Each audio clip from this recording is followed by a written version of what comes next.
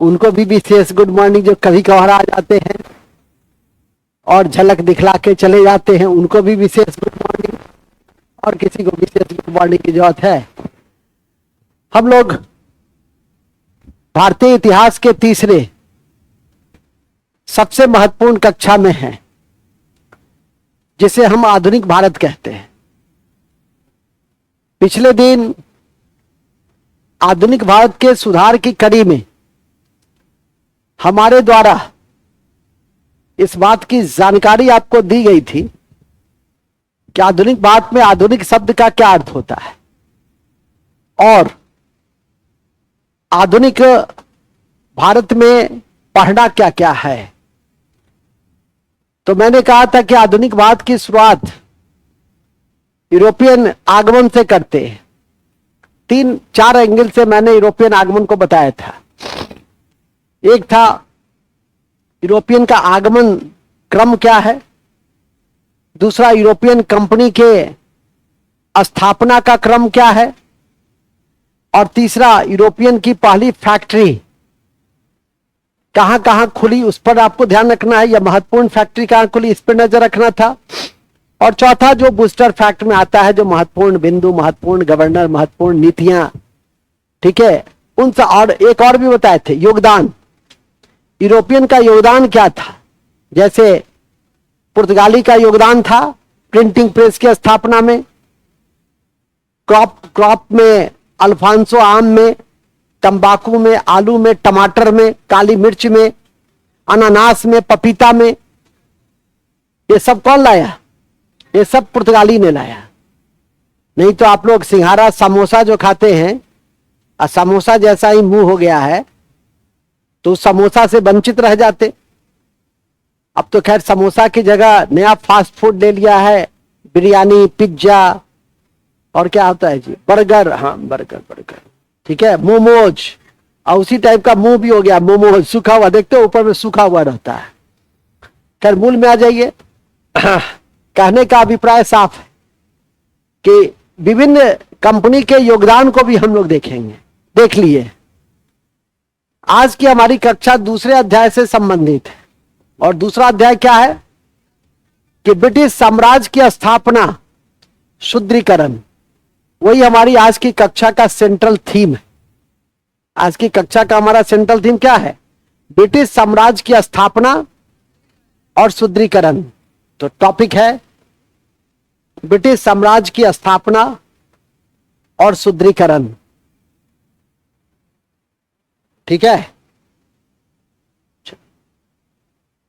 सबसे पहले लिखेंगे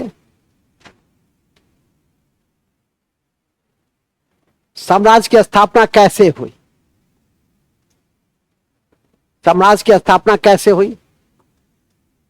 तो पहली बात ऑलरेडी पिछले दिन पढ़ाए थे कि 1600 ईस्वी में ईस्ट इंडिया कंपनी महारानी एलिजाबेथ के चार्टर के आलोक में 15 वर्ष के लिए व्यापार करने पूर्वी एशिया और भारत में आया। फिर विभिन्न व्यापारिक सुविधाओं को प्राप्त किया। जैसे हॉकिंस के समय में पहली फैक्ट्री खोलने की अर्जी डाली गई सूरत में, लेकिन आधिकारिक रूप से मछलीपट्टनम में खुला, क्योंकि उसका अंतिम स्वीकृति पत्र स्थानीय अरब व्यापारियों के विरोध के कारण वो लागू न हो सका। तो मछलीपट्टनम में, जहां डचों ने भी अपनी पहली फैक्ट्री खोली थी, याद रखिएगा। इसके बाद आइए 1600 के बाद, तो उस लाइन को पहले वहीं से ना शुरू करेंगे, तो लिखिए 1600 ईस्वी में ईस्ट इंडिया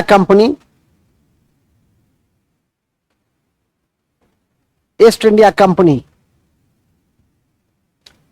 एलिजाबेथ के चार्टर के आलोक में,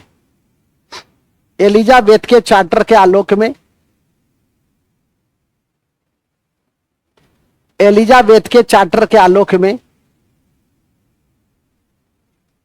15 वर्षों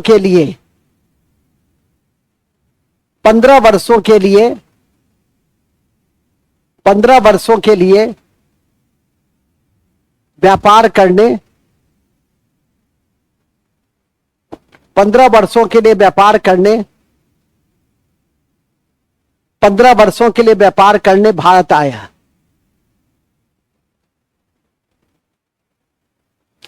इसी कड़ी में उसने अपनी पहली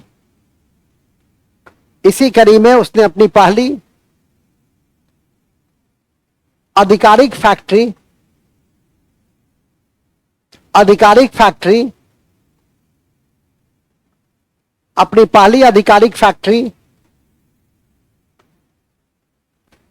मछलीपट्टनम में 1611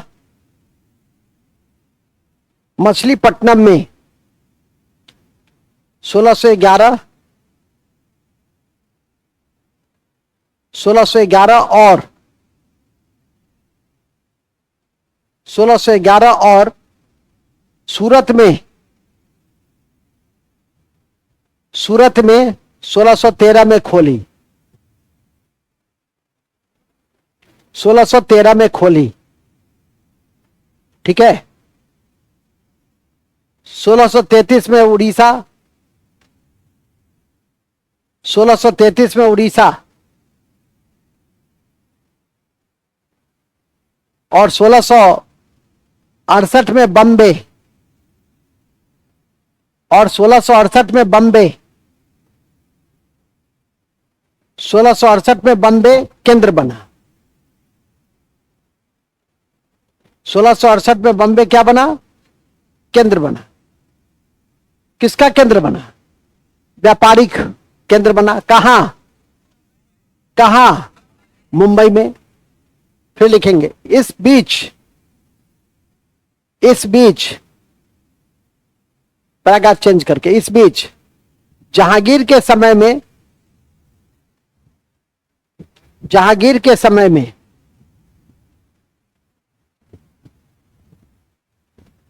व्यापार की वृद्धि के लिए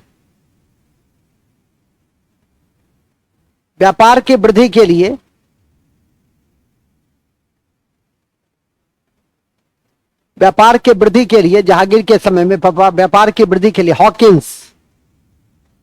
हॉकिंस सब पढ़े हुए हैं।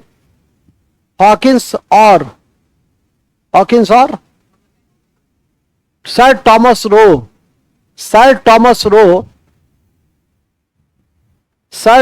रो भारत आया,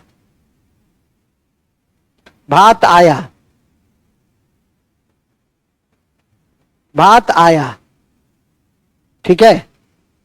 कौन आया? भारत आया। कौन आया? हॉकिंस का कितना मनसब दिए थे और क्या कहा था? इंग्लिश खान कहा था। तुर्की में जहांगीर से बात किया था, इसलिए जहांगीर उससे बहुत प्रभावित भी था। लेकिन जो व्यापारिक सुविधा का लाभ मिलना चाहिए वो कतिपय कारणों से नहीं मिल पाया, तो हॉकिंस के बाद आया टॉमस रो। ये दोनों किसके समय आया था? जहांगीर के समय में, ठीक है कि नहीं। इसी बीच शाहजहां के समय में इसको बहुत ज्यादा लाभ नहीं हुआ। अंग्रेजों को फिर थोड़ा सा लाभ होता है। हुगली में, बंगाल में फैक्ट्री खोला जब औरंगजेब का भाई शाह शुजा ने इसे अनुमति दी। तो ये विकास की प्रक्रिया में एक और विकास का तत्व है। तो लिखेंगे नेक्स्ट पॉइंट। 1651 में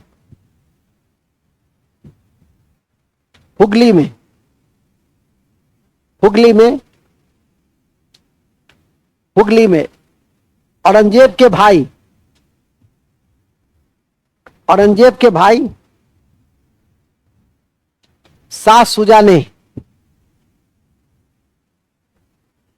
फैक्ट्री खोलने की अनुमति दी। शाह शुजा ने फैक्ट्री खोलने की अनुमति दी और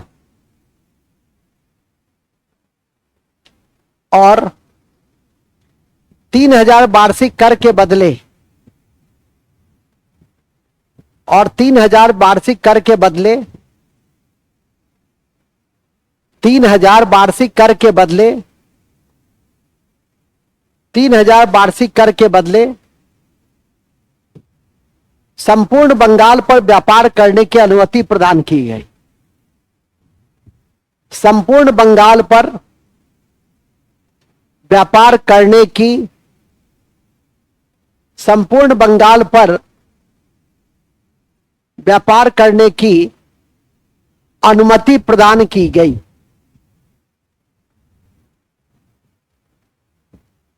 अनुमति प्रदान की गई, समझो।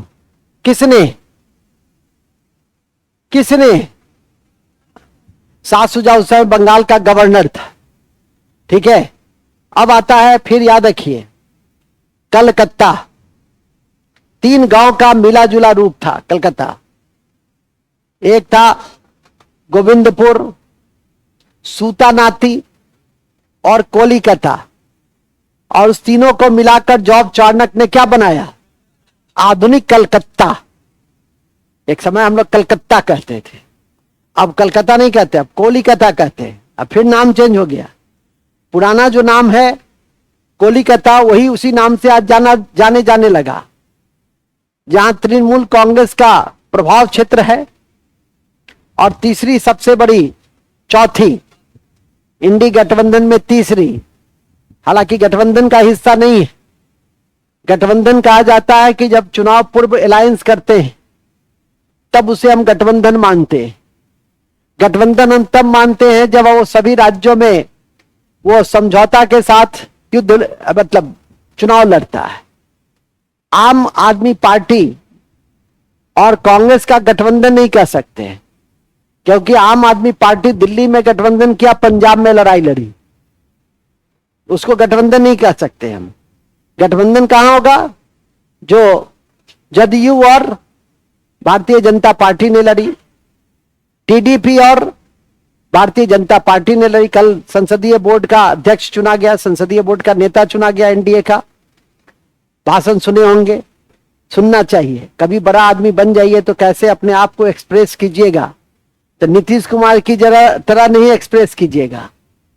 टीडीपी के जो अध्यक्ष हैं चंद्रबाबू नायडू, उनका जो एक विजनरी एक्शन प्लान और जो उनके प्रीवियस एक्सपीरियंस थे राष्ट्रीय राजनीति में, उसके आधार और एनडीए के साथ जो उनके रिलेशंस थे, और पीएम मोदी का जो काम करने की तरीका है, उन सबका एक समग्र विश्लेषण कर रहे थे।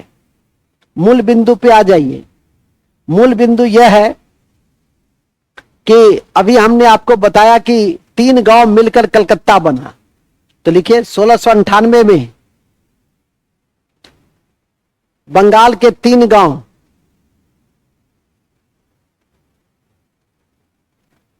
कोलिकता, बंगाल के तीन गांव कोलिकता, कोलिकता, सूतानाती,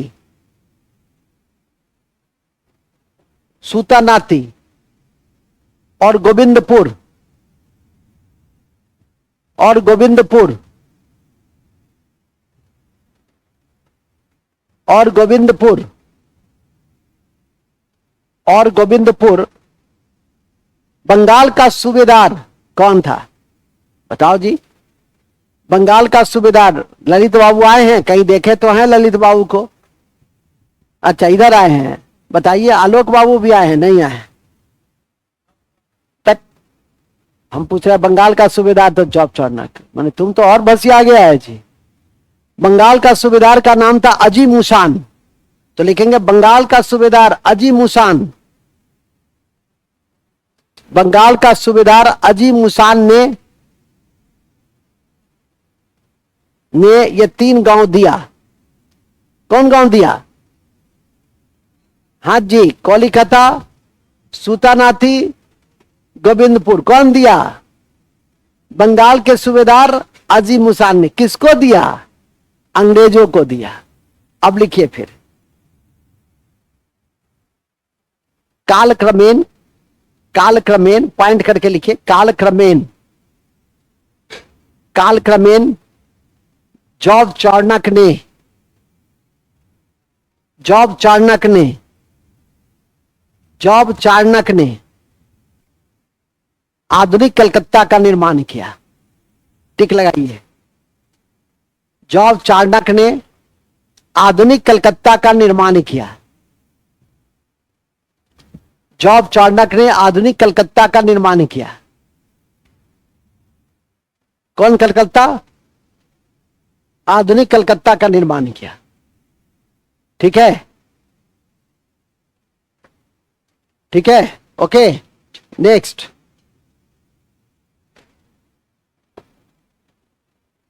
और लिखेंगे और कलकत्ता में फोर्ट विलियम किला बनवाया। और कलकत्ता में फोर्ट विलियम किला बनवाया। फोर्ट विलियम किला बनवाया। ये फोर्ट विलियम किला भी परीक्षा में पूछे जाते हैं कि फोर्ट विलियम किला कहां है? कलकत्ता में। फोर्ट विलियम किला कहां है? कलकत्ता में है, याद रखिएगा। फोर्ट विलियम किला कहां है? कलकत्ता में है, भूलना नहीं है इसको। किसने बनाया? जॉर्ज चार्नक ने बनाया। ठीक है। 3 गांव जमींदारी कौन दिया था? अजीमुस्सान। अजीमुस्सान कौन दिया था जमींदारी? याद रखेंगे। अब आइए, अब फिर अंग्रेज अब आगे धीरे धीरे बढ़ रहा था तो 1717 याद रखिएगा। ये भी पढ़ चुके हैं। फर्रुखसियर के समय में हैमिल्टन के या इलाज से प्रभावित हो गए। जॉर्ज सारमन का नेतृत्व था और डॉक्टर हैमिल्टन ने फर्रुखसियर का एक्जिमा का इलाज किया, जिससे खुश हो गया फर्रुखसियर। कहा मांगो, क्या मांगते हो? राजा था, सुल्तान बादशाह था, तो ये सबका तो शुद्ध उद्देश्य था, कोई पॉलिटिकल कंट्रोल नहीं, बल्कि व्यापार में अभिवृद्धि करना।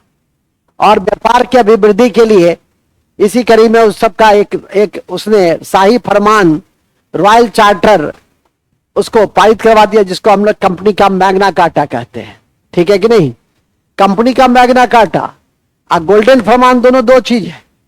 गोल्डन फरमान गोलकुंडा के शासक ने जारी किया था, जबकि मैग्ना कार्टा फर्रुखसियर ने जारी किया था। और वो क्या था कि 3000 वार्षिक कर दो, पूरा बंगाल पे तुम व्यापार करो। 10,000 वार्षिक कर दो, पूरा सूरत पे व्यापार करो। और साथ में बंबई में कंपनी द्वारा ढाले गए सिक्के को मान्यता भी दे दिया। तो ये सब एक महत्वपूर्ण बिंदु था जो याद रख सकते हैं। तो लिखिए, 1717 में मुगल बादशाह फर्रुखसियर के समय में, 1717 में मुगल बादशाह फर्रुखसियर के समय में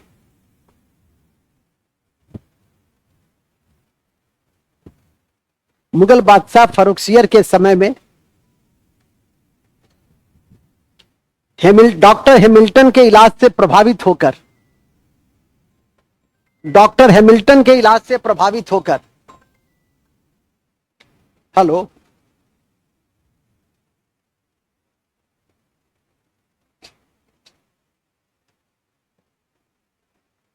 डॉक्टर हैमिल्टन के इलाज से प्रभावित होकर, डॉक्टर हैमिल्टन के इलाज से प्रभावित होकर मुगल बादशाह ने व्यापार का मैग्ना कार्टा जारी किया। कंपनी के व्यापार का मैग्ना कार्टा जारी किया। कंपनी के व्यापार का मैग्ना कार्टा जारी किया। कंपनी के व्यापार का मैग्ना कार्टा जारी किया।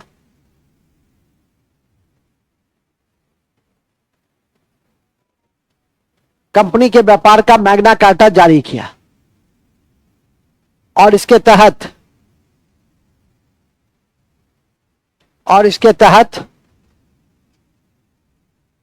3000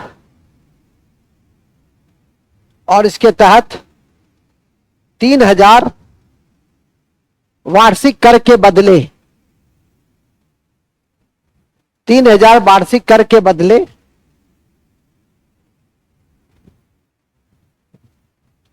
3000 वार्षिक कर के बदले 3000 वार्षिक कर के बदले बंगाल में व्यापार करने की मुक्त अनुमति दी। व्यापार में, बंगाल में व्यापार करने की मुक्त अनुमति दी। नोट, गोल्डन फरमान का संबंध गोलकुंडा से, गोल्डन फरमान का संबंध गोलकुंडा से है। कंपनी के लिए, ईस्ट इंडिया कंपनी के लिए गोल्डन फरमान का संबंध कहां से है? गोलकुंडा से है, गोलकुंडा से है। लेकिन मैग्ना कार्टा का संबंध किससे है? मैग्ना कार्टा का संबंध किससे है? मैग्ना कार्टा फर्रुखसियर किसके इलाज से प्रभावित हो गया था? हैमिल्टन के इलाज से प्रभावित हुआ था। मैग्ना, आपको फर्रुखसियर के विषय में एक उपमा भी बताए थे, मुगल बादशाह में क्या बताए थे बताओ? कायर, वेरी गुड, यही तो एक पढ़ता है। घृणित कायर की संज्ञा उसको दिए थे। कल परसों 75 क्वेश्चन इतिहास की टेस्ट भी ले रहे थे यूट्यूब लाइव पर, उसमें भी सबसे ज्यादा आंसर यही बोल रहा था, ये सत्य प्रकाश, ठीक है कि नहीं, बजरंगी, बात समझा? आज फिर है 75 क्वेश्चन शेष, ठीक है? तो आज मेडाइवल ज्यादा है, एंशिएंट ज्यादा है, तो अपना जुड़ जाइएगा। चूंकि आप लोगों ने एंशिएंट मेडाइवल सब पढ़ा है, कीजिएगा तो आगे बढ़िएगा, नहीं कीजिएगा तो मास्टर क्या कर लेगा? कुछ नहीं कर सकता है, ठीक है? वो तो छींक भी दी, अब तो इस पे ग्रहण लगना तय है। मूल बिंदु पे आ जाइए। लेकिन मिथिला में कहावत है कि सम्मुख चीखे दुन्ना लाभ, माने मुंह के सामने छींक दोगे तो जिस काम से जा रहे हो उसमें दुन्ना लाभ होगा। बात समझ में आ गई? तो तुम मेरे मुंह के सामने छींकी हो तो दुगना लाभ होगा, मतलब कि पढ़िएगा थोड़ा, लाभ होगा अधिक। आगे आ जाइए। फिलहाल 1639 फ्रांसिस डे ने चंदगिरी की राजा से मद्रास लिया, तो लिखेंगे 1639 में दक्षिण भारत में, 1639 दक्षिण भारत में फ्रांसिस डे ने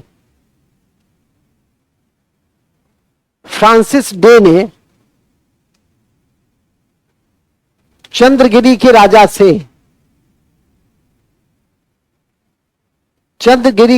से मद्रास लिया और वहां सेंट जॉर्ज का किला बनवाया,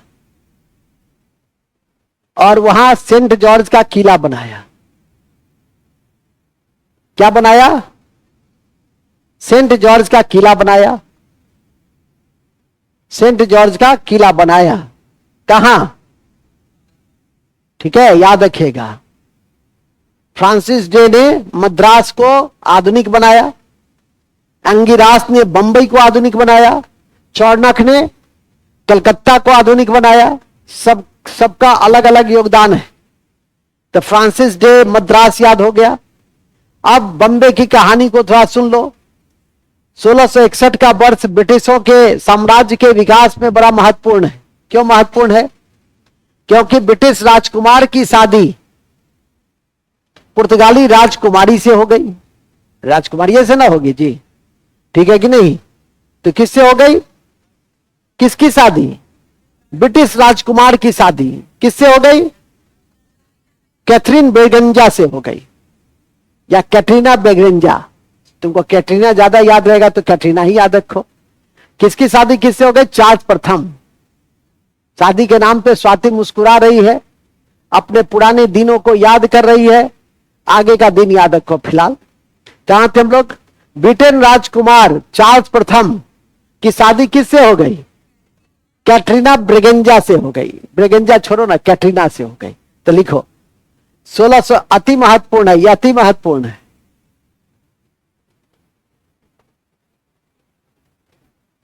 अति महत्वपूर्ण है। क्या महत्वपूर्ण है? ब्रिटिश राजकुमार चार्ल्स प्रथम की शादी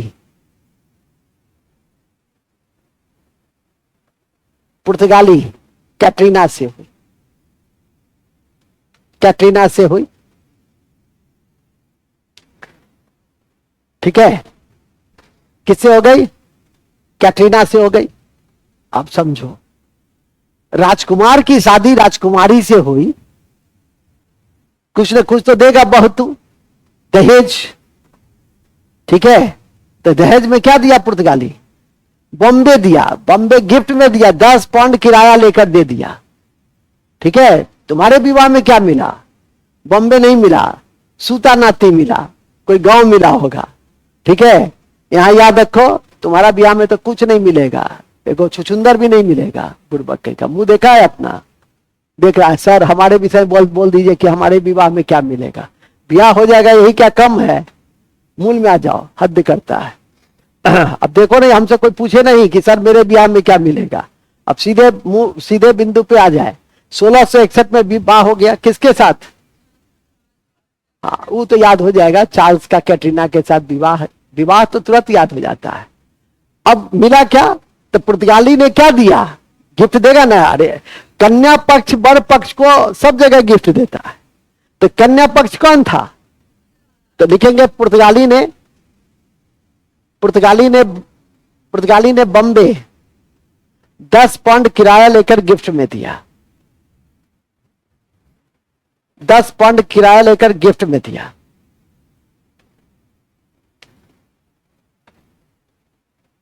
दस पाउंड किराया लेकर गिफ्ट में दिया।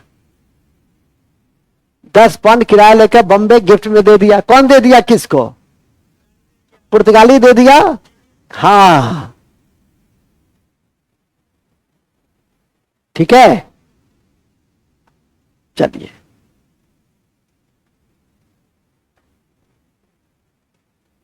लिखेंगे। अति महत्वपूर्ण है कि अंगियार ने आधुनिक बॉम्बे की नींव रखी। अंगियार ने आधुनिक बॉम्बे की नींव रखी। अति महत्वपूर्ण है कि अंगियार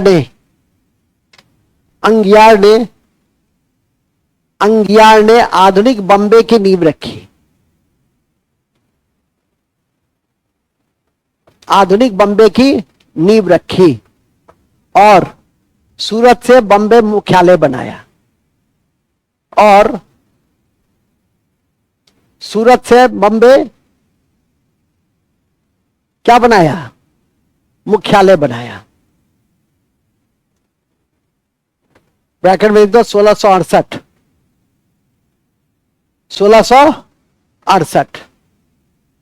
ये सारा काम कब हुआ?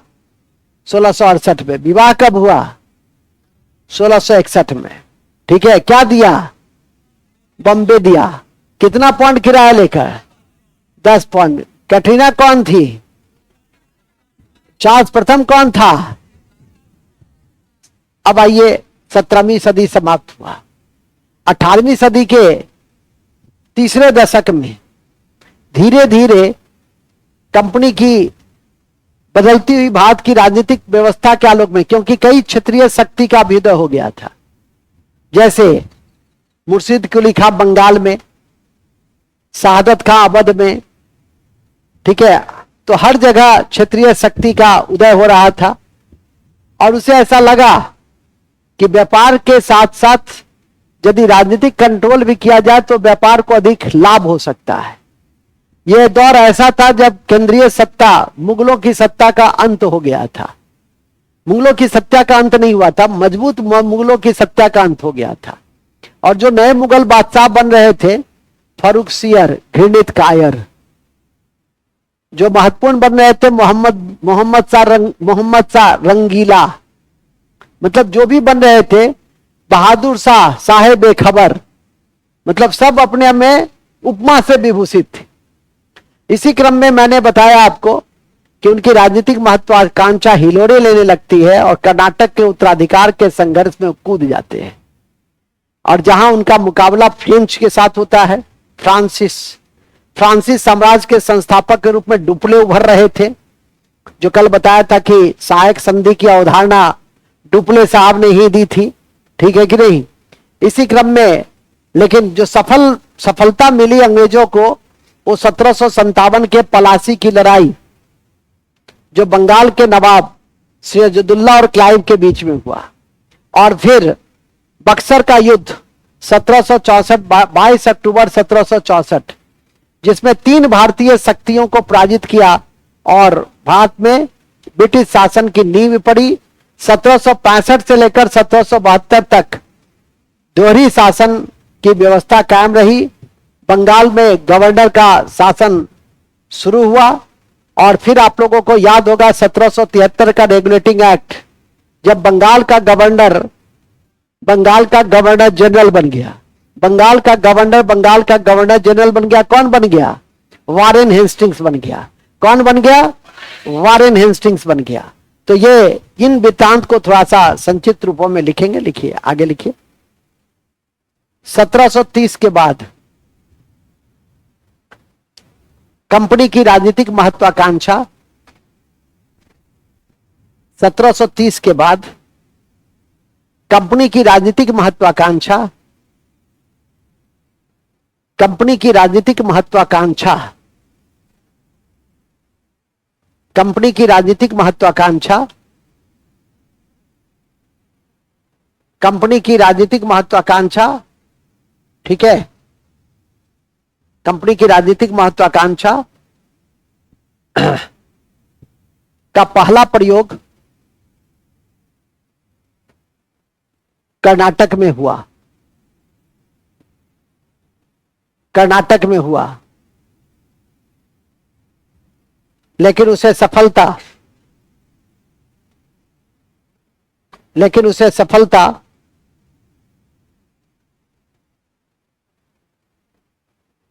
बंगाल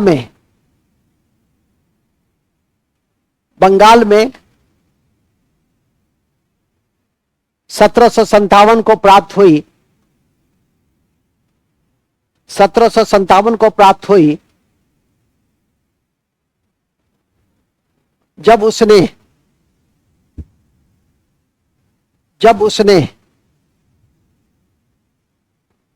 बंगाल के नवाब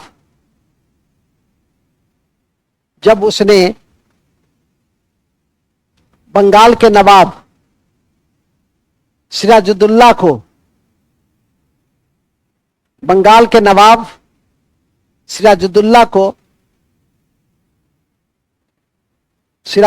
को पराजित कर दिया। सिराजुद्दौला को पराजित कर दिया। सिराजुद्दौला को पराजित कर दिया। इस युद्ध का मूल कारण अलीनगर की संधि थी। इस युद्ध का मूल कारण अलीनगर की संधि और काल कोठरी दुर्घटना थी। काल कोठरी दुर्घटना 1756 थी। अलीनगर की संधि और काल कोठरी दुर्घटना 1756 थी। 1756 थी।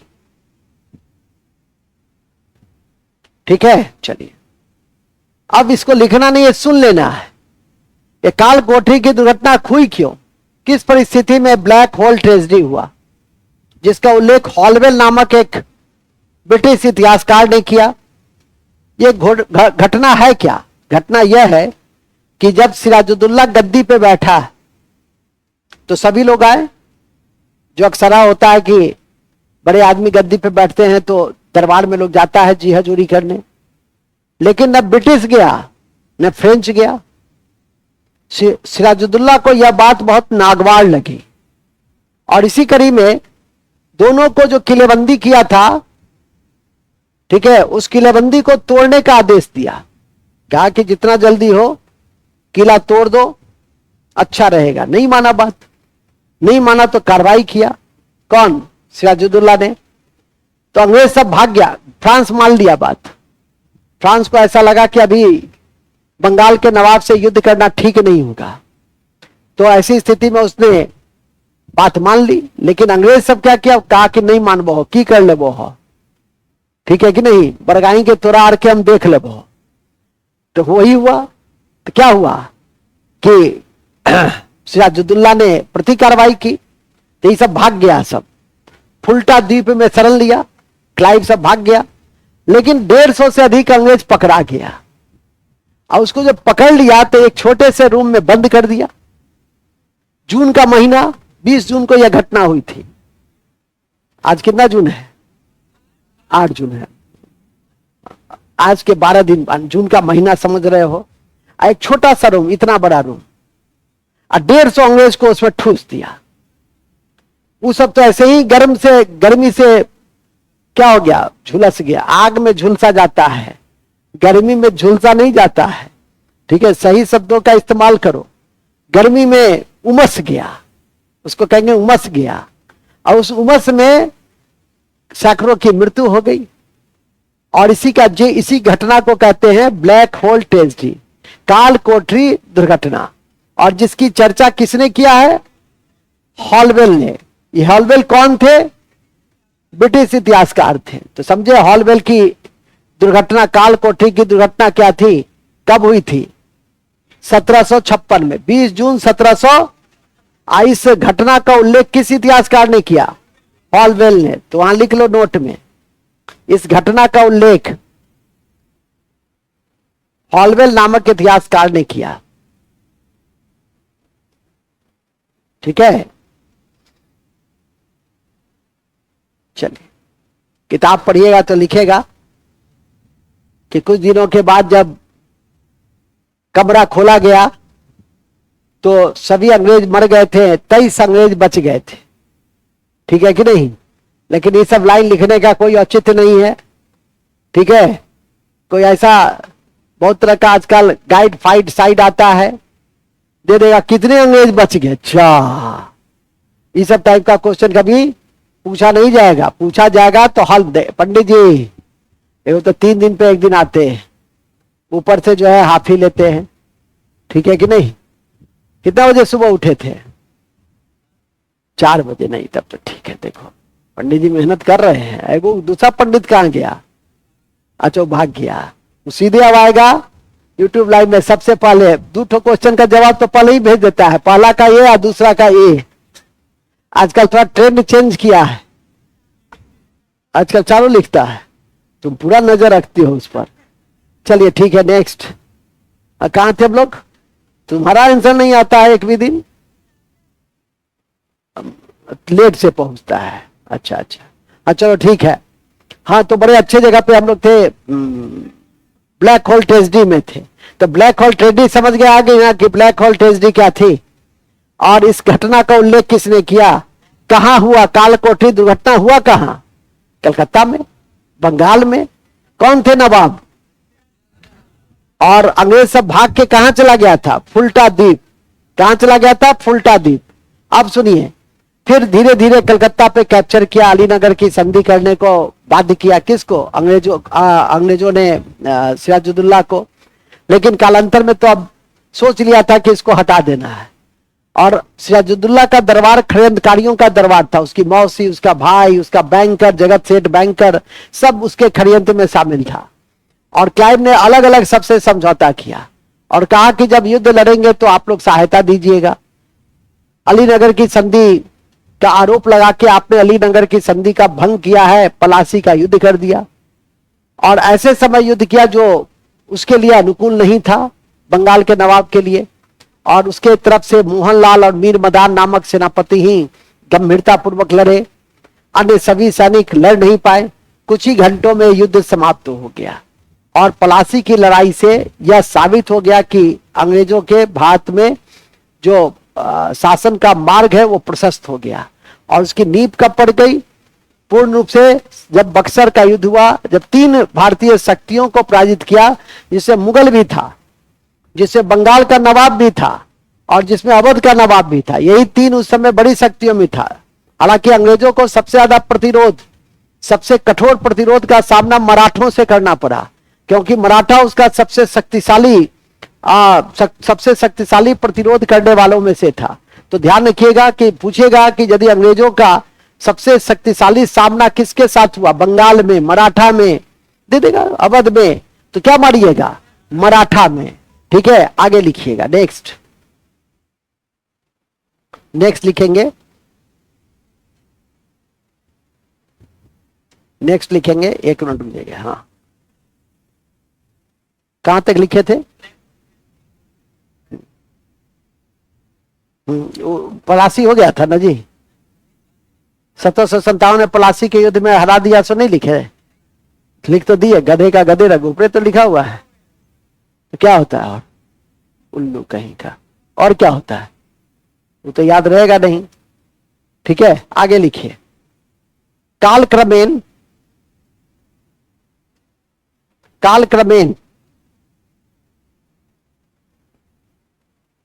सिराजुद्दौला, पलासी के युद्ध में सिराजुद्दौला के पराजय के बाद, पलासी के युद्ध में सिराजुद्दौला के पराजय के बाद,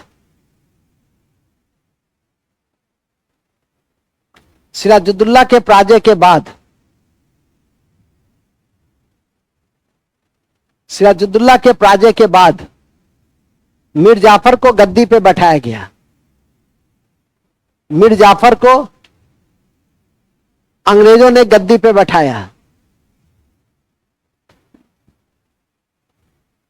बैठाया और बंगाल में लूट का राज्य प्रारंभ हुआ। और बंगाल में लूट का राज्य प्रारंभ हुआ।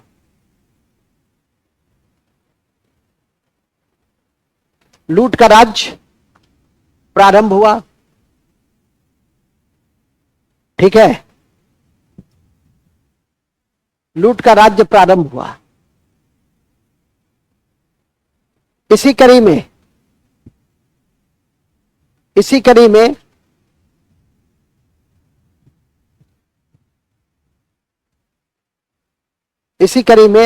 मीर जाफर की जगह मीर कासिम को गद्दी पे 1760 में बैठाया गया।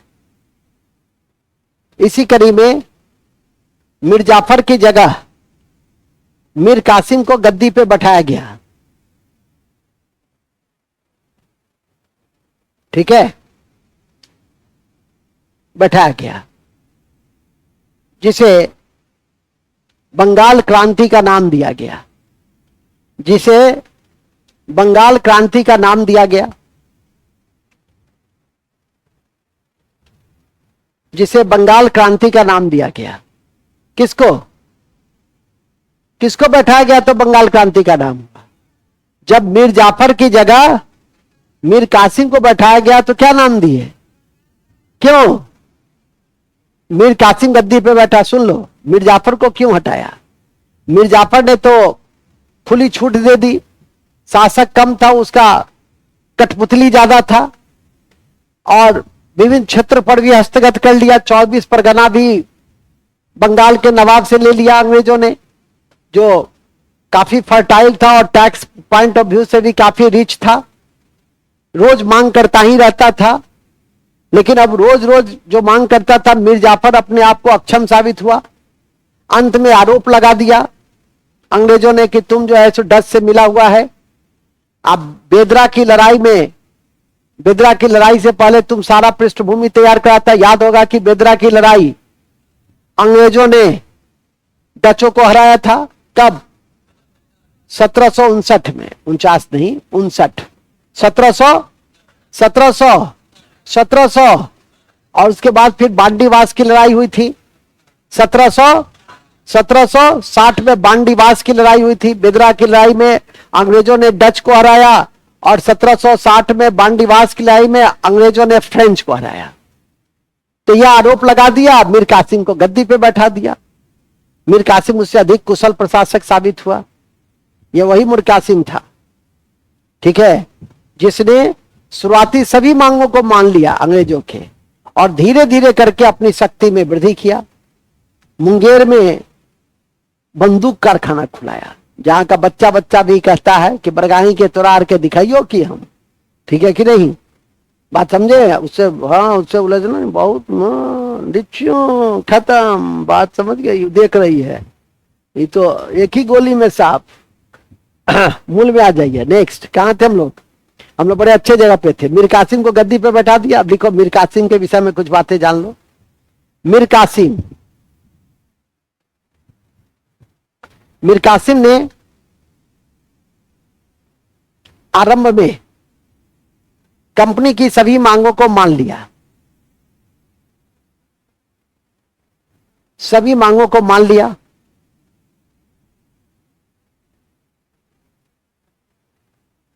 ठीक है, सभी मांगों को मान लिया। आरंभ में बड़ा खुश हुआ अंग्रेज सब कि देखो नालायक था मीर जाफिर, इसे कुछ मांगते थे तो देता भी नहीं था, रोना रोता था, हम कहां से दे वहां के। अंत में मीर कासिम को उठाया, मीर कासिम कहा कि सब होगा, जो मांगिएगा सब देंगे। लेकिन इधर क्या किया मीर कासिम ने कि सबसे पहले सोचा कि रोज रोज अंग्रेज का मांग फिर आएगा, ये मानने वाला नहीं है। इसने सबसे पहला अपना कैपिटल ट्रांसफर किया और राजधानी बना लिया कहां, मुर्शिदाबाद से मुंगेर। और वहां एक बंदूक कारखाना है, ऐतिहासिक बंदूक कारखाना है। ठीक है, और वहां बंदूक कारखाना भी खोला। किसने, इसी मीर कासिम ने। ठीक है, तो लिखिए, लिखेंगे कालांतर में मीर कासिम ने अपनी स्थिति को मजबूत करने के लिए, कालांतर में मीर कासिम ने अपनी स्थिति को मजबूत करने के लिए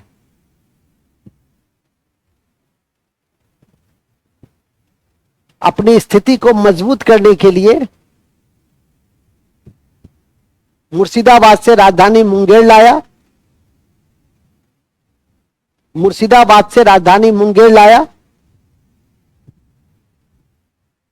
मुंगेर लाया, मुर्शिदाबाद से राजधानी कहां लाया, मुंगेर लाया, और बंदूक कारखाना खोला।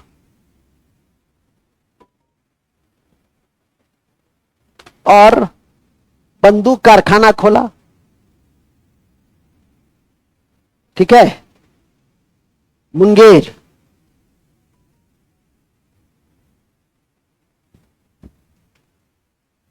मुंगेर। नेक्स्ट, मुंगेर के बाद आइए, इसके बाद अब अपनी स्थिति मजबूत कर रहा था, बंदूक कारखाना खोला, सेना का विस्तार किया, सैनिकों को प्रशिक्षण वगैरह भी देने लगा। इसका कान खड़ा हुआ, किसका, अंग्रेज का। अरे सबसे पहला तो कान उसी समय खड़ा हो गया कि जब वो कैपिटल ट्रांसफर कर लिया। ठीक है कि नहीं, लेकिन बर्दाश्त किया, बताया कि यहां बहुत दिक्कत है, अपना समझाया उमझाया। बंदूक कारखाना खोला तो और कान खड़ा हो गया। आपको यह असर कैसे सूचना मिल जाती थी, भारत उसका कई स्पाई भी था। हम लोग के पराजय का एक कारण यह भी था कि हम लोग अपने ही लोगों के विरुद्ध क्या किए, स्पाई का काम किए, कमजोर करने का काम किए। मूल बिंदु पे आ जाइए। फिर आया क्या फिर जो दस्तक मिला हुआ था, मैग्ना कार्टा, उस दस्तक का दुरुपयोग करने लगा अंग्रेज सब। कहा कि दस्तक बंद, दस्तक बंगाल में बंद, दस्तक का दुरुपयोग को रोका। अब तो सीधा था कि अंग्रेजों से युद्ध होना था। तो लिखिएगा, समय अंतराल मीर कासिम ने दस्तक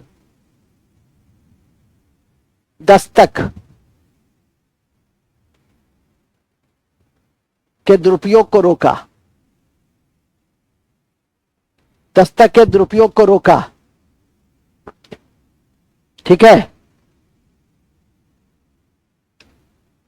चलिए, दस्तक के दुरुपयोग को रोका। एक काम और कर दिया, कहा कि जितने भारतीय व्यापारी हैं उसको भी दस्तक रहेगा, फ्री ट्रेड करेगा। उसे ब्रिटिश माल जो आसानी से बिकता था, क्योंकि उसको कोई चुंगी उंगी देना नहीं पड़ता था, तो अब वो महंगा हो गया, मतलब बराबर आ गया। और साथ में ये उसका विशेषाधिकार था, किसका, तो उसका विशेषाधिकार भी क्या हो गया, कमजोर हो गया। अंग्रेजों को लगा कि मेरी स्थिति बहुत कमजोर हो गई, भारतीय व्यापारी मेरे ही समकक्ष क्या हो गए, खड़ा हो गए। तो इस दो कारणों से अंग्रेज और मीर कासिम के संबंध क्या हो गए, बिगड़ गए। लिखेंगे, इन सब कारणों से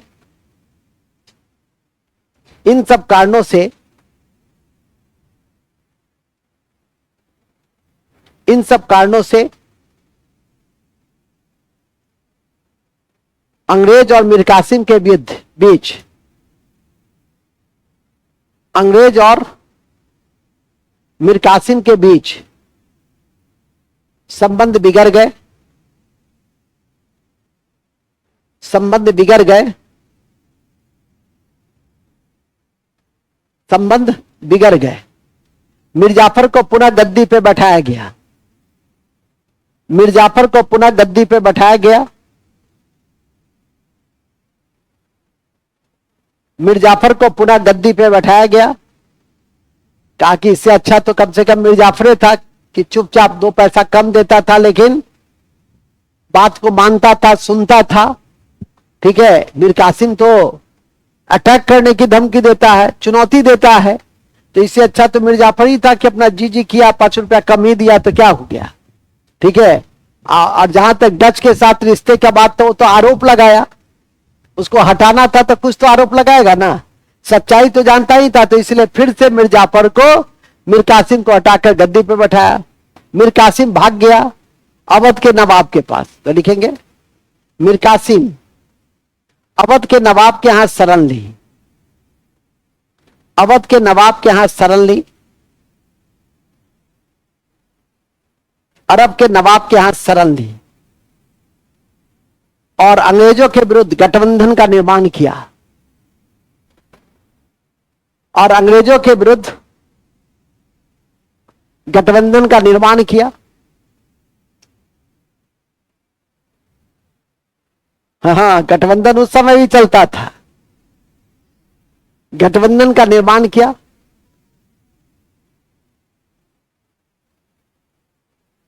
अंग्रेजों के विरुद्ध गठबंधन का निर्माण किया, जिसमें अवध के नवाब शुजा-उद-दौला, अवध के नवाब शुजा-उद-दौला, अवध के नवाब शुजा-उद-दौला, शुजा लिखो ना, शुजा-उद-दौला, शुजा-उद-दौला, शुजा-उद-दौला, शुजा-उद-दौला भगोरा मुगल बादशाह, भगोरा था वो, दिल्ली के गद्दी पे भी नहीं बैठा था, भाग गया था अपने मंत्री के डर से। तो भगोरा मुगल बादशाह शाह आलम द्वितीय, भगोरा मुगल बादशाह शाह आलम द्वितीय के साथ मीर कासिम ने गठबंधन तैयार किया। मीर कासिम ने गठबंधन तैयार किया। क्या तैयार किया बोलो? किसने किसने थे, कौन कौन था उसमें? अवध के नवाब, दूसरा, तीसरा पूछेगा कि त्रिपक्षीय संघर्ष के कड़ी में निम्नलिखित में कौन त्रिपक्षीय संघर्ष में नहीं था? बक्सर के युद्ध में कौन नहीं था, कौन भारतीय शासक नहीं थे? ए शुजा-उद-दौला, 2 मीर कासिम, 3 मुर्शीद कुली खां, 4 शाह आलम द्वितीय। क्या मारिएगा? तो आज ना, उस दिन तक तो मीर कासिम कहां जाएगा, जो गठबंधन का प्रणेता है वही चला जाएगा। और ध्यान रखिएगा, यह त्रिपक्षीय गठबंधन की लड़ाई हुई 22 अक्टूबर 1764 को बक्सर के मैदान में, और जहां मुनरो, बक्सर में अंग्रेज सेनानायक कौन था? मुनरो। और मुनरो ने तीनों भारतीय शक्तियों को क्या किया? पराजित किया, और भारत में ब्रिटिश शासन की, चलिए देखिए, अति महत्वपूर्ण है कि 22 अक्टूबर 1764 को, 22 अक्टूबर 1764 को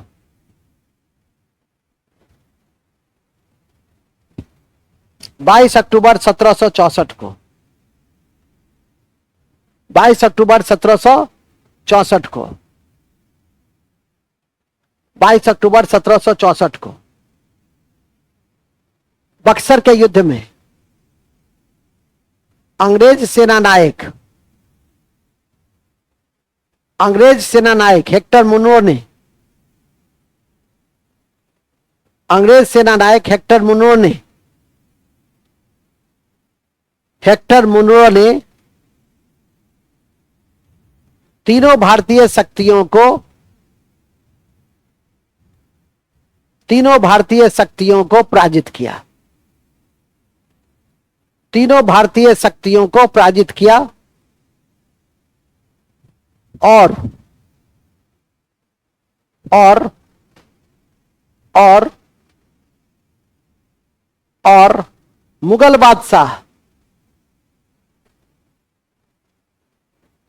के साथ, मुगल बादशाह और बंगाल के नवाब नजमुद्दौला, बंगाल के नए नवाब नजमुद्दौला एवं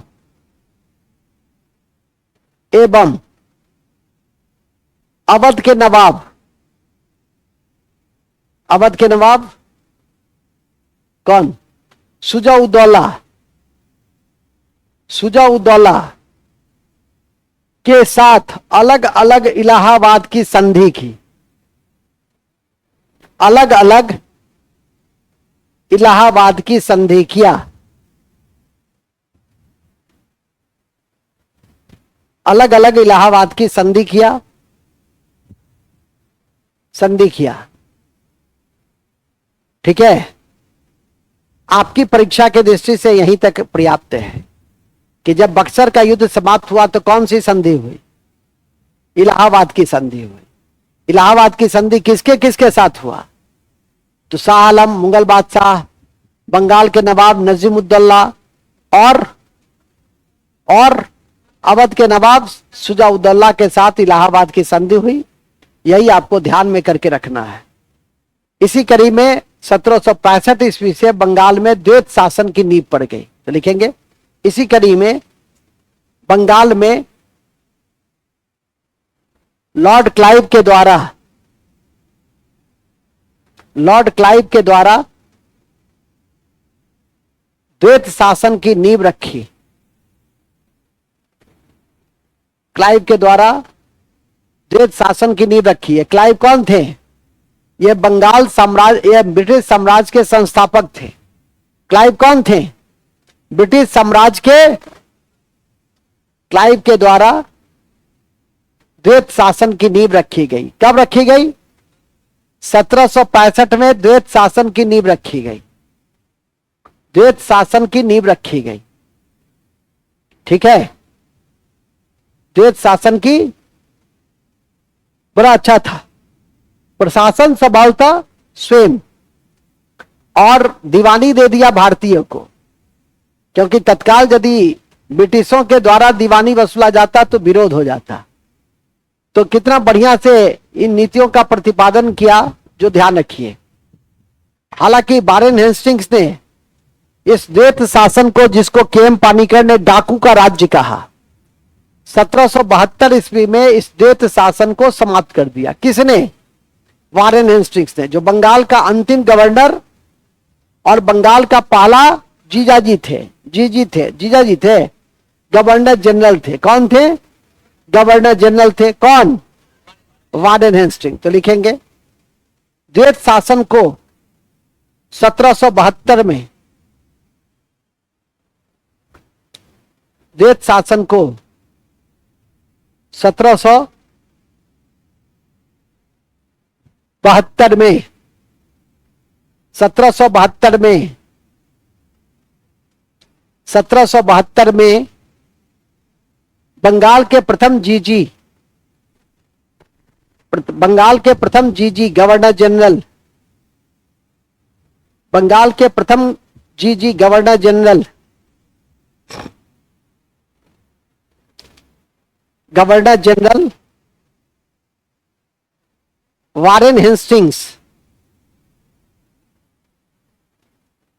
वारेन हेस्टिंग्स ने इस व्यवस्था को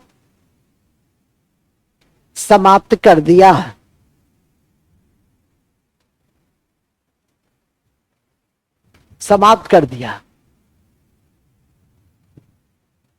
इस व्यवस्था को समाप्त कर दिया।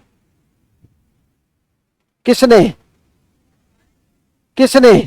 Warren Hastings. तो इस तरह से अंग्रेजों का भारतीय क्षेत्रों में क्या हुआ?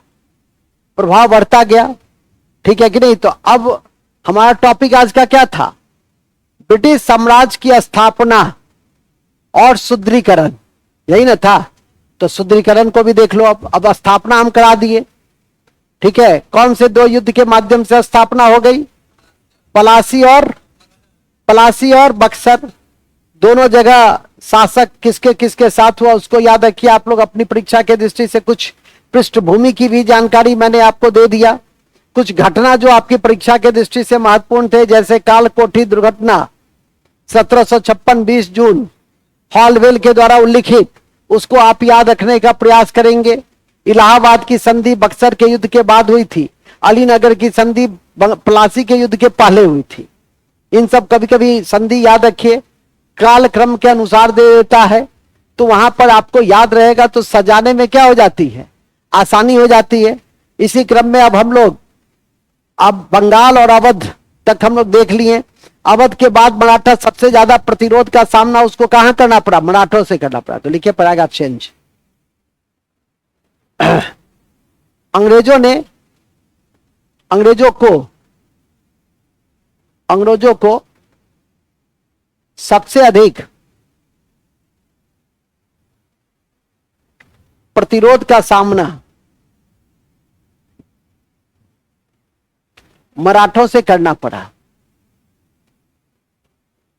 सबसे अधिक प्रतिरोध का सामना मराठों से करना पड़ा। 4 युद्ध के उपरांत 4 युद्ध के उपरांत 4 युद्ध के उपरांत 4 युद्ध के उपरांत मराठा शक्ति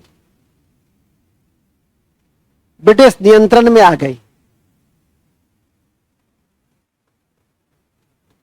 मराठा शक्ति ब्रिटिश नियंत्रण में आ गई। मराठा शक्ति ब्रिटिश नियंत्रण में आ गई।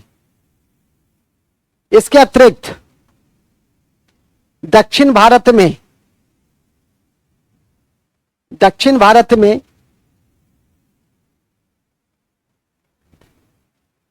मैसूर, दक्षिण भारत के मैसूर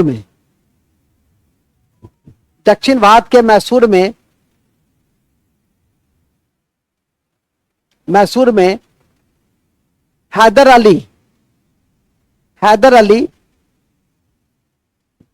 और टीपू सुल्तान के नेतृत्व में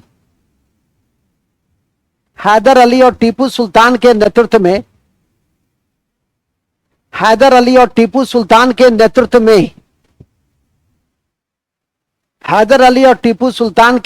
में मैसूर राज्य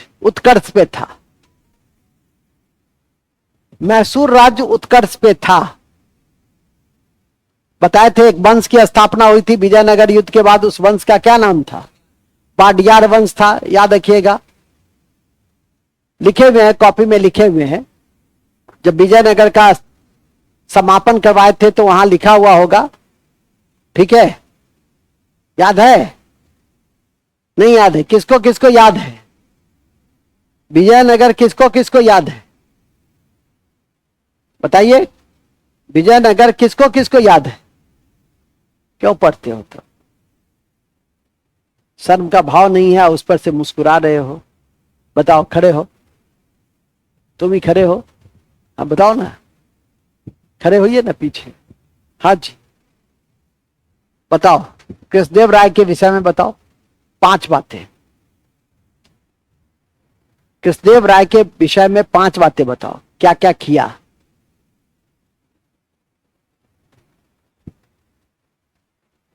क्या? इटली से? ये कहां से क्या लाया? इटली से शासक आया था? इटली से कौन आया था उसके साथ? सर याद है लेकिन बोल नहीं पा रहे हैं, ये क्या मतलब है? देखो, सब भूत की जैसे बोलेगी, सबको याद है एकदम। आज विद्वान हो क्या? ये कहते ना कल याद करके आना, तब देखो सब बोलेगी एक एक करके, इधर से भी सब बोलेगा। उठो जी, ललित बाबू खड़े होइए। कृष्णदेव राय की उपलब्धियां बताइए भारतीय इतिहास में क्या है? 5 उपलब्धियां बताइए। 8 तेलुगु कवियों का समूह रहते थे, बहुत अच्छा, जिसे अष्टदिग्गज कहते थे, बहुत अच्छा, बहुत बढ़िया। हजारा मंदिर और विठल स्वामी मंदिर का निर्माण किया, बहुत अच्छा। कृष्णदेव राय। गप नहीं दो, मुख्य शासक तो था ही, काम की बातें कहो। और क्या किया? तुम उठो जी, क्या नाम है ये, मुकेश जी उठो। और क्या किया कृष्णदेव राय?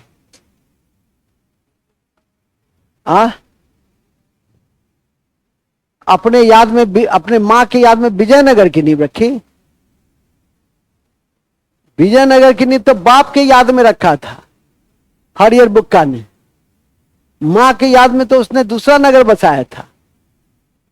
मां मां मां के याद में नागलपुर बनाया था बच्चा, हद है। और तो सबका हवा उड़ा हुआ, हवा, ये सबका हवा उड़ा हुआ है। चलो जी तुम बताओ। हाँ हाँ बताओ।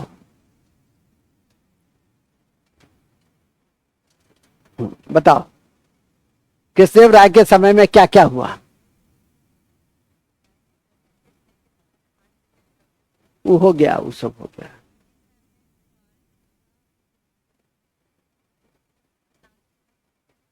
वो हो गया, नागलपुर अभी बताए। वो बताओ कि जो नहीं बताए। क्या जी? तेनालीराम उसके समय में था, जिसने पांडुरंग महात्म लिखा। चलो एक बात बताइए और। अच्छा, तेलुगु में सबसे प्रसिद्ध कवि कौन था? कौन सी किताब लिखी थी? तुमसे पूछे हैं, यहीं पे गर्दा उड़ा देंगे। जब पूछे उसी समय जवाब दो। बताओ जी, तुम बताओ श्रुति। वो नहीं बताई तो दोस्त तुम्हारी है तो खामियाजा तो तुमको भुगतना पड़ेगा। नहीं सर हमारी कोई नहीं है सर, वो मेरे साथ ऐसे ही पीछे पड़ के बैठ जाती है सर। हाँ चलो उठो, बताओ। पेड्डन थे, बहुत अच्छा। कौन सी किताब लिखे थे? अरे मनु चरित्र लिखा था, बहुत अच्छा। बैठो। विजयनगर में जितने यात्री आए थे, कितने यात्री आए थे, उन सबके विषय में बताना है। विजयनगर के समय में जितने यात्री आए थे उन सबके विषय में बताना है। 1 2 3 4 5 6 7। विजयनगर के समय में, अच्छा ठीक है। नहीं नहीं, यात्री हम पूछ रहे हैं। अमुक्त मल्याद और जाम्बती कल्याणम नामक पुस्तक तो हम पूछ ही नहीं रहे हैं जो कृष्णदेव राय ने लिखा, ये पूछे हैं। अब क्वेश्चन चेंज कर गया। अब क्वेश्चन है कौन कौन से यात्री आए थे? विजयनगर के वंश में 5 यात्री मैंने कहा है। मोबाइल देखता है जी, खड़ा हो तुम ही खड़ा हो। 5 यात्री का नाम बताओ, कौन कौन यात्री आए थे? मोबाइल देखता है, हम यहां पूछताछ करें तो मोबाइल देखता है। अभी हम गर्दा उड़ा देंगे। बताइए बताइए बताइए, कौन 5 यात्री थे? मोबाइल पे क्या देख रहे थे? मोबाइल पे क्या देख रहे थे? नोट्स मैसेज किया था उसको देख रहे थे। अरे वाह, हम जो मैसेज किया तुमको भर दिन बैठ करके, वो तुम नहीं देख रहे हो। और नोट्स जो मैसेज आया व्हाट्सएप पे उसको देख रहे हो। तुम कोई एक यात्री का नाम बता दो और किसके दरबार में, मैं खुश हो जाऊंगा और खुशी से मैं पागल हो जाऊंगा। नहीं सर, पागल आपको नहीं करना चाहते। किसी के दरबार में तुम बता दो। तुम किसी के दरबार में बता दो कि कौन आया, छोड़ देंगे।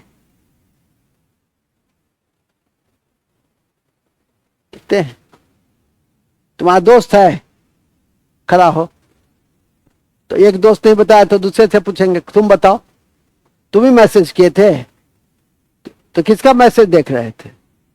ये तो तुम्हारा ही नाम का है, इसी का आया था व्हाट्सएप पे मैसेज। बोलो कितने यात्री आए थे, कौन कौन यात्री थे? कल कहे थे ना कि याद करके आइएगा, बोले थे कि नहीं बोले थे? बोलिए।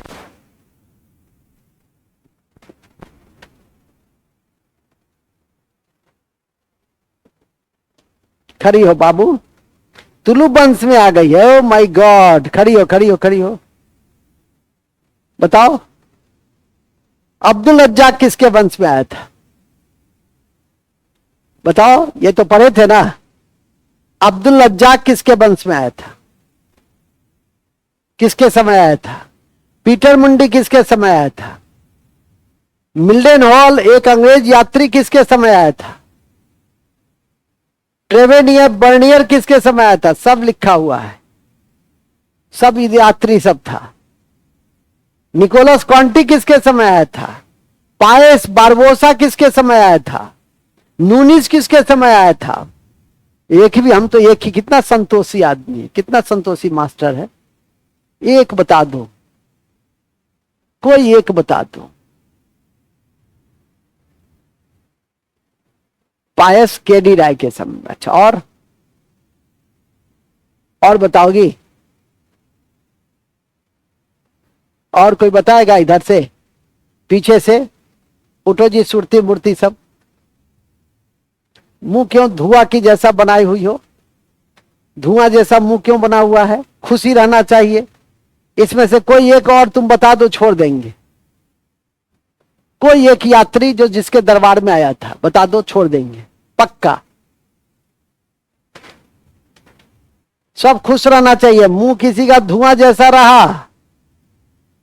हाँ, सब ऐसा भी नहीं कि बेहाई की तरह हंसते रहो।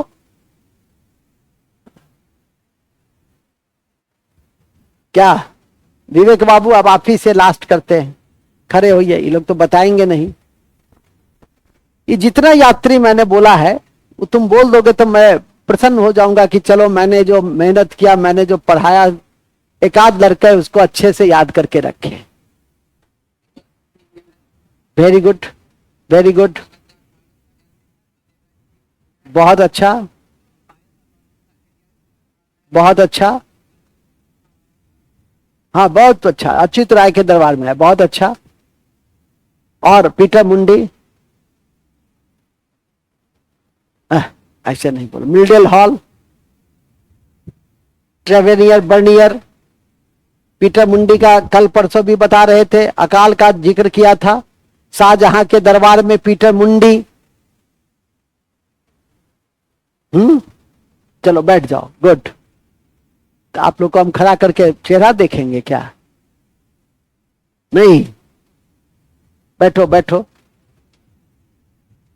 जब याद ही करके नहीं आइएगा, सोच लीजिएगा कि हमको याद नहीं करना है मास्टर साहब, क्या कर लेंगे? तब हम क्या कर सकते? कुछ नहीं कर सकते। चलिए खैर, कहां थे हम लोग? हम लोग थे, आप लोग कहां पे थे लास्ट में? हाँ, टीपू सुल्तान और हैदर अली के समय क्या था? उत्कर्ष पे था, तो इसके साथ भी युद्ध लड़ा। लेकिन नोट में लिख दो पहले, नोट पहले लिखो, नोट। हैदर अली, हैदर अली को निम्नलिखित रूप में इतिहास याद रखता है। हैदर अली को निम्नलिखित रूप में इतिहास याद रखता है। पहला,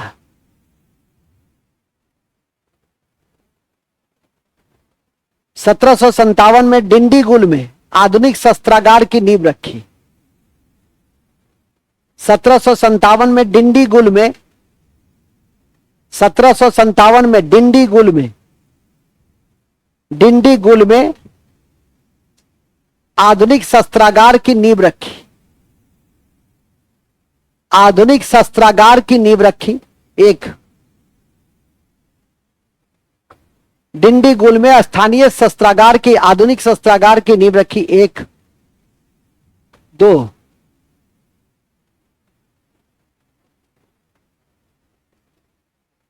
2 अंग्रेजों के साथ प्रथम और द्वितीय मैसूर युद्ध लड़ा। अंग्रेजों के विरुद्ध प्रथम और दूसरा युद्ध लड़ा,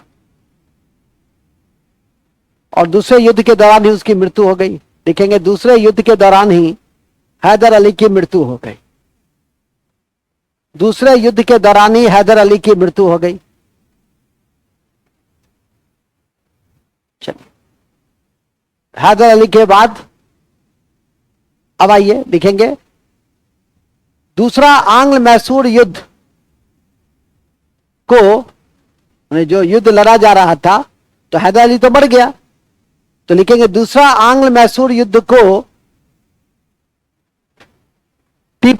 हैदर अली के पुत्र टीपू सुल्तान ने जारी रखा। हैदर अली के पुत्र टीपू सुल्तान ने जारी रखा।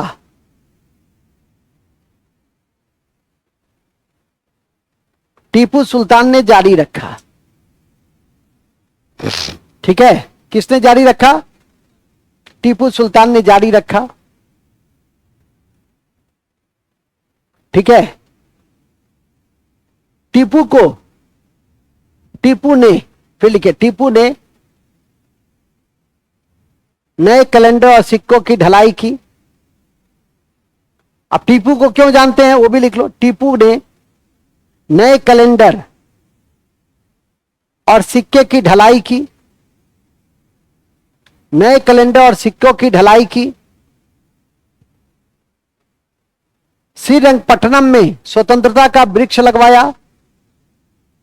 श्रीरंगपट्टनम अपनी राजधानी, ऐसे लिख लो, श्रीरंगपट्टनम अपनी राजधानी में, श्रीरंगपट्टनम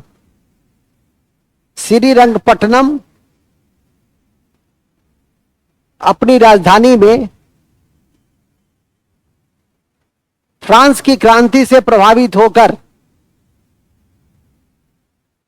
फ्रांस की क्रांति से प्रभावित होकर,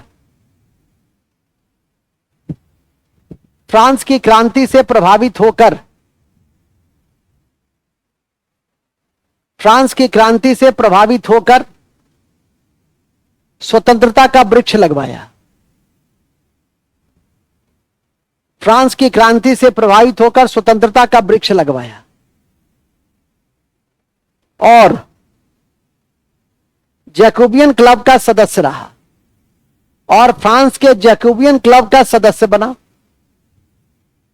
और फ्रांस के जैकोबियन क्लब का सदस्य बना। फ्रांस के जैकोबियन क्लब का सदस्य बना।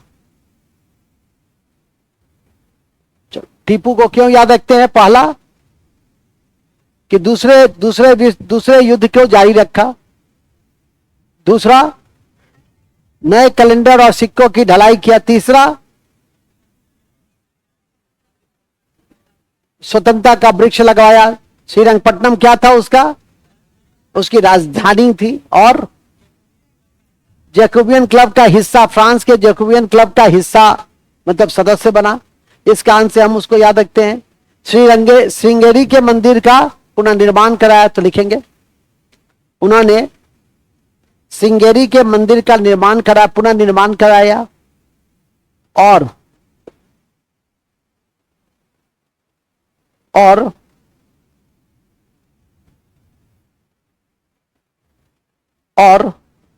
आधुनिक नौसेना का गठन किया और आधुनिक नौसेना का गठन किया।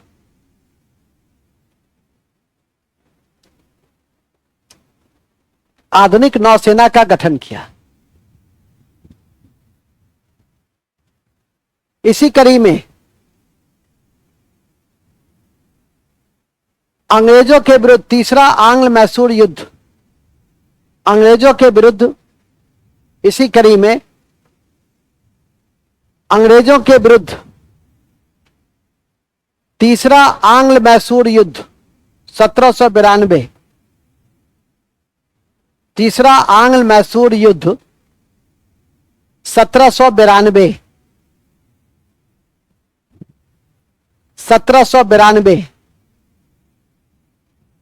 आंग्ल मैसूर युद्ध 1792, आंग्ल मैसूर युद्ध 1792, 1792 में हार के बाद, में अंग्रेजों से हार के बाद, में अंग्रेजों से हार के बाद श्रीरंगपट्टनम की संधि करनी पड़ी। अंग्रेजों से हार के बाद श्रीरंगपट्टनम की संधि करनी पड़ी। श्रीरंगपट्टनम की संधि करनी पड़ी और अपने आधे राज्य, श्रीरंगपट्टनम की संधि करनी पड़ी और अपने आधे राज्य, और अपने आधे राज्य, और अपने आधे राज्य अंग्रेजों को देने पड़े। किस संधि के द्वारा? उसको अंडरलाइन करिए, श्रीरंगपट्टनम की संधि 1792, श्रीरंगपट्टनम की संधि 1700, उसको अंडरलाइन कीजिए। किसके किसके बीच हुआ? अंग्रेज, कॉर्नवालिस और टीपू के बीच। किसके किसके बीच हुआ? कॉर्नवालिस और टीपू के बीच में हुआ। एक और लिखो लास्ट, चतुर्थ आंग्ल मैसूर युद्ध में, चतुर्थ आंग्ल मैसूर युद्ध 1799 में,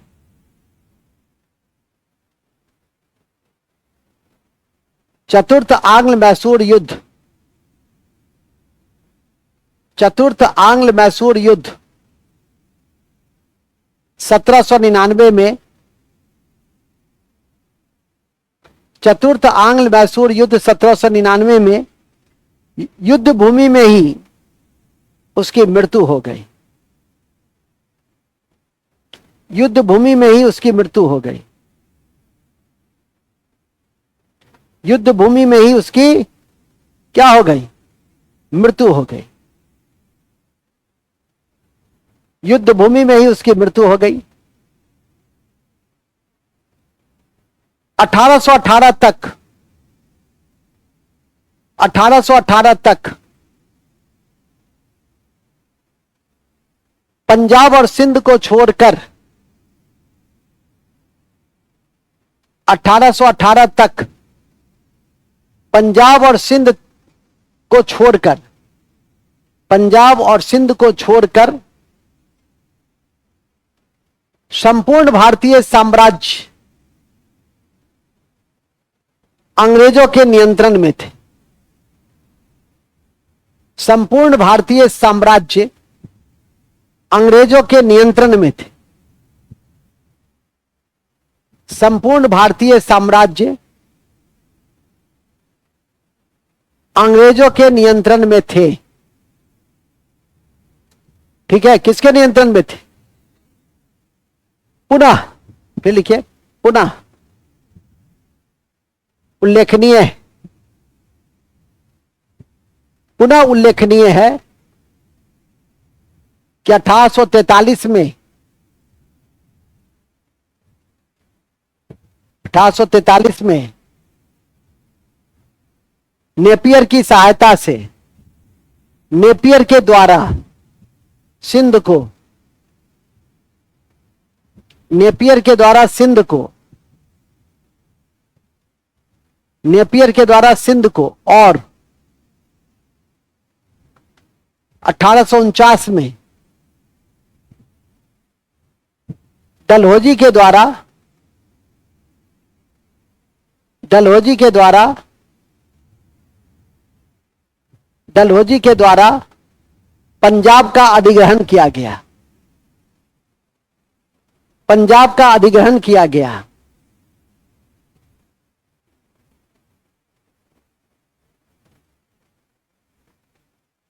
ठीक है, पंजाब का अधिग्रहण किया गया। तो इस तरह से ब्रिटिश साम्राज्य क्या हुआ, मजबूत हुआ और एकीकृत हुआ। लेकिन इस मजबूती और एकीकरण के बीच दो नीतियों की बड़ी भूमिका थी। एक नीति थी सहायक संधि और दूसरी नीति थी डॉक्ट्राइन ऑफ लैप्स। दूसरी नीति क्या थी, डॉक्ट्राइन ऑफ लैप्स, जिसको हम लोग हड़प की नीति कहते हैं, जो डलहौजी ने दिया था। कल मेरे द्वारा इस बात की जानकारी दी गई थी। क्या जानकारी दी गई थी, खुश रहो, बहुत बड़ा आदमी बनो। क्या जानकारी दी गई थी कि सहायक संधि का जन्मदाता कौन था, डुप्ले। लेकिन उसको संस्थागत रूप किसने दिया, ब्लेजली ने। सहायक संधि को संस्थागत रूप किसने दिया, ब्लेजली ने, जो अंग्रेज जी था, मतलब गवर्नर जनरल था, और डुप्ले फ्रांसिस गवर्नर था। लेकिन इस दोनों को ध्यान में रखिएगा, तो लिखिएगा, पैराग्राफ चेंज कीजिए, लिखेंगे ब्रिटिश साम्राज्य को मजबूत बनाने में, ब्रिटिश साम्राज्य को मजबूत बनाने में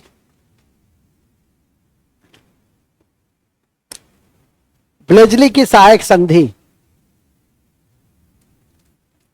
ब्लेजली की सहायक संधि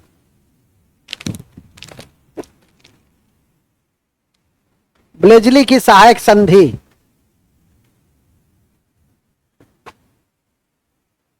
ब्लेजली की सहायक संधि जो सबसे पहले किससे किया था, हैदराबाद के निजाम से किया था। जो सबसे पहले हैदराबाद के निजाम के साथ किया गया था, जो सबसे पहले हैदराबाद के निजाम के साथ किया गया था,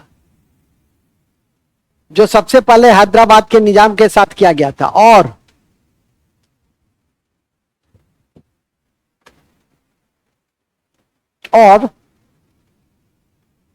डलहौजी की हड़प की नीति, डलहौजी की हड़प की नीति या डॉक्ट्राइन ऑफ लैप्स, डलहौजी की हड़प की नीति या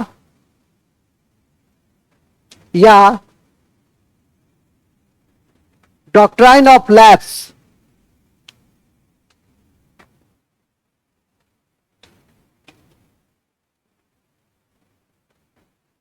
या डॉक्ट्राइन ऑफ लैप्स, कौन लैप्स,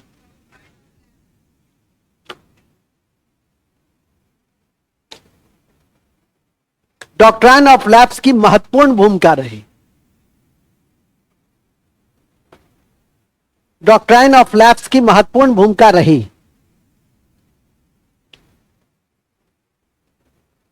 याद रहे कि डॉक्ट्राइन ऑफ लैप्स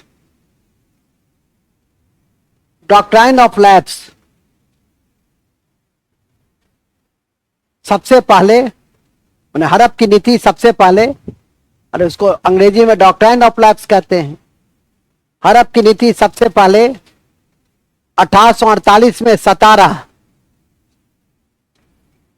1848 में 17,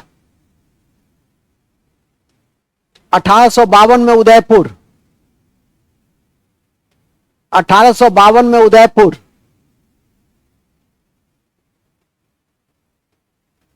1853 में झांसी, 1853 में झांसी, और 1854 में नागपुर,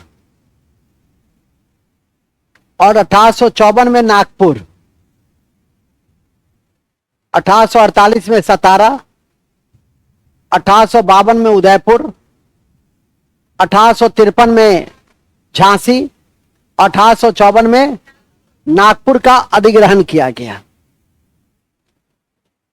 लेकिन कुछ याद रखो या न रखो, भगवान के लिए श्रुति, भगवान के लिए क्या याद करना है, 17, कम से कम 17। हम कितना संतोषी मास्टर हैं, इतना पढ़ाने के बाद एक भी कोई बता देता है तो हम पागल हो जाते हैं, खुश हो जाते हैं। मेरी लाज तो एकमात्र कृष्ण भगवान यहां पर है वही बचाता है, अन्यथा तो तुम लोग तो तार तार कर देते हो। ठीक है कि नहीं? कुछ तो साफ साफ कहता है कि सर सुने ही नहीं थे हम। ठीक है कि नहीं?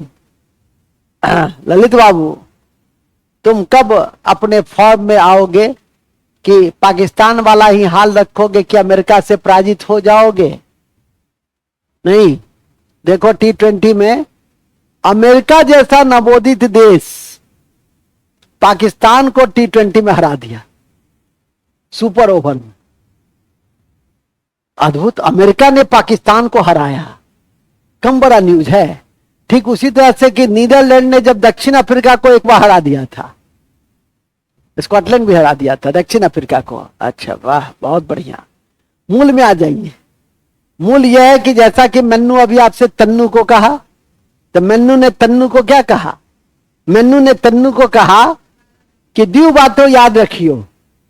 पहली बात याद रखियो, सहायक संधि जो ब्लेजली ने संस्थागत रूप के माध्यम से ब्रिटिश साम्राज्य को आगे बढ़ाया, जिसमें सबसे पहले हैदराबाद के निजाम को 1798 में अधिग्रहित कर लिया, और दूसरा डलहौजी की हड़प की नीति। और हड़प की नीति के माध्यम से, हड़प की नीति क्या थी? हड़प की नीति थी कि कोई ऐसा रियासत जिसको अपना पुत्र नहीं होगा उसको हम मिला लेंगे। दत्तक पुत्र होगा, दत्तक पुत्र मतलब गोद लिया हुआ पुत्र होगा तो उसको मिला लेंगे। तो कई दत्तक पुत्र वाले राज्य थे, जिसमें सतारा, जिसमें झांसी, नागपुर, उदयपुर, ये सब आपके दत्तक पुत्र वाले, तो इसको मिला लिया।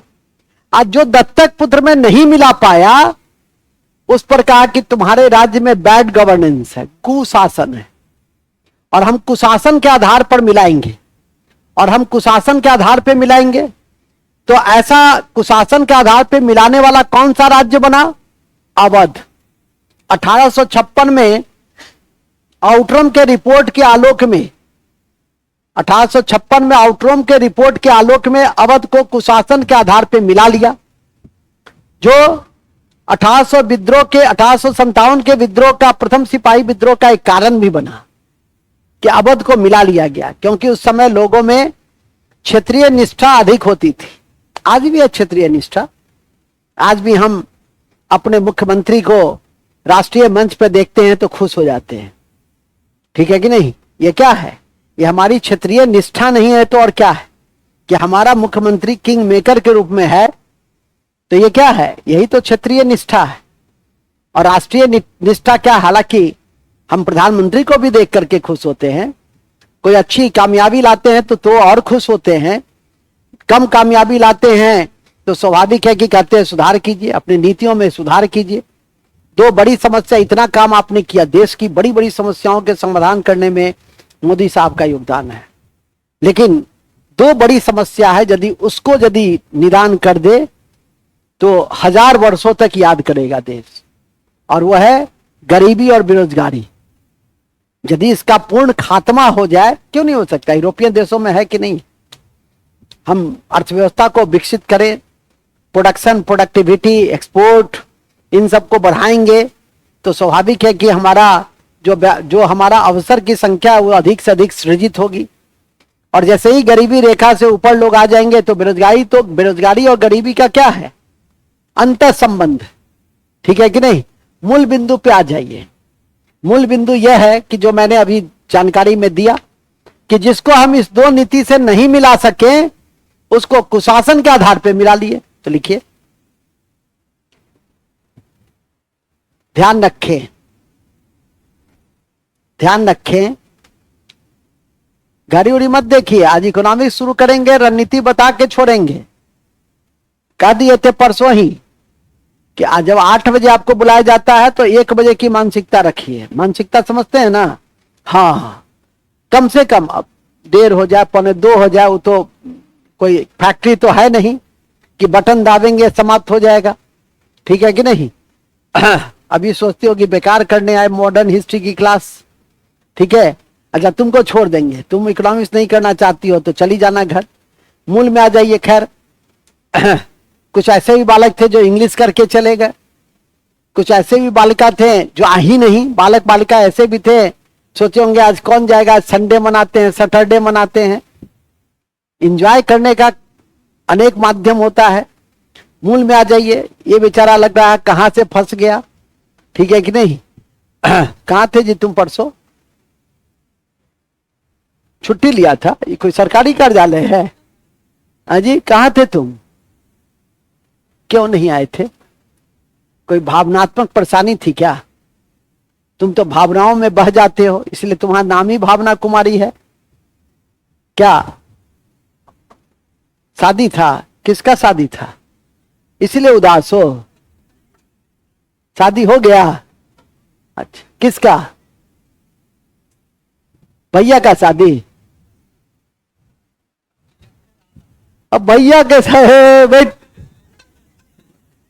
अब्दुल्ला शादी में बेगानी दीवानी, भैया उसमें उसका साला, हमको लगा भैया का शादी था। चलिए ठीक है, कहां थे हम लोग लिखेंगे जी, ध्यान रखें। हाँ, ध्यान रखें कि जो क्षेत्र सहायक संधि और हड़प की नीति से नहीं मिलाए जा सके, जो क्षेत्र सहायक संधि और हड़प की नीति से, हड़प के नीति के माध्यम से नहीं मिलाए जा सके, हड़प के नीति के माध्यम से नहीं मिलाए जा सके, हड़प के नीति के माध्यम से नहीं मिलाए जा सके, उसे कुशासन के आधार पर मिला लिया गया। जैसे अवध, उसे कुशासन के आधार पर मिला लिया गया,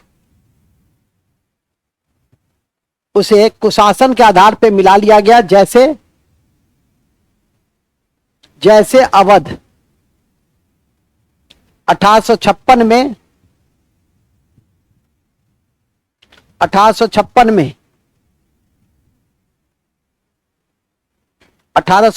में आउटरम के रिपोर्ट के आधार पर 1856 में आउटरम के रिपोर्ट के आधार पर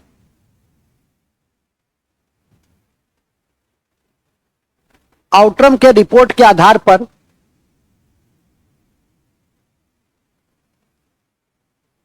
आउटरम के रिपोर्ट के आधार पर आउटरम के रिपोर्ट के आधार पर आउटरम के रिपोर्ट के आधार पर मिला लिया गया। आउटरम के रिपोर्ट के आधार पर किसे मिला लिया गया? अवध को मिला लिया गया। जो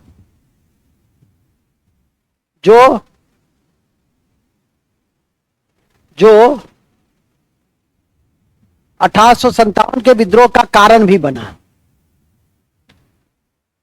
जो 1857 के विद्रोह का कारण भी बना।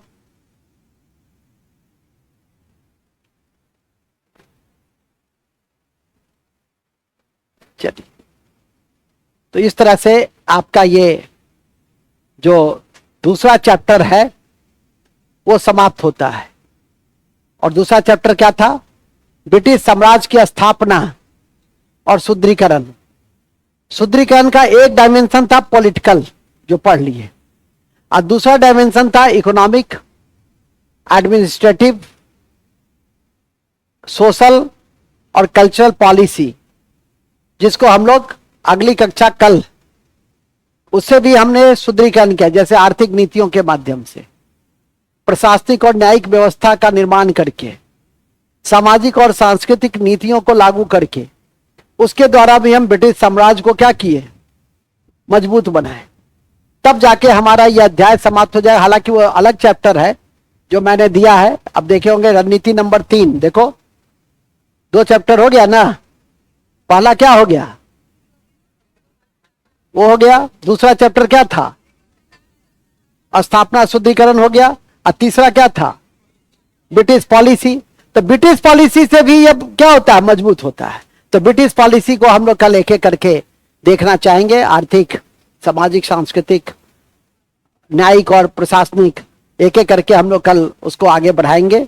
इन्हीं शब्दों के साथ मैं आपसे आग्रह करूंगा कि आप सामान्य अध्ययन का तो है ही, इतिहास के भी सबसे महत्वपूर्ण कक्षा में है, और यदि समय रहते आप याद नहीं करते हैं तो बड़ी खेद का, बहुत शर्म आती है मुझे आपको पढ़ाने में, आपको पढ़ने में आपको जो शर्म आती होगी, मुझे पढ़ाने में बहुत शर्म आती है कि जब मैं इतना व्यापक तरीके से पढ़ा देता हूं और आप लोग 10 आदमी मिलकर एक क्वेश्चन का जवाब देते हैं तो बड़ी खेद का विषय है।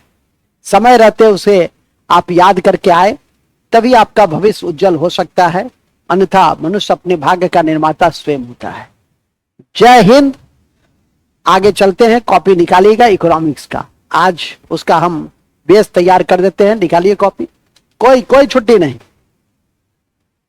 छुट्टी उट्टी देंगे तो फिर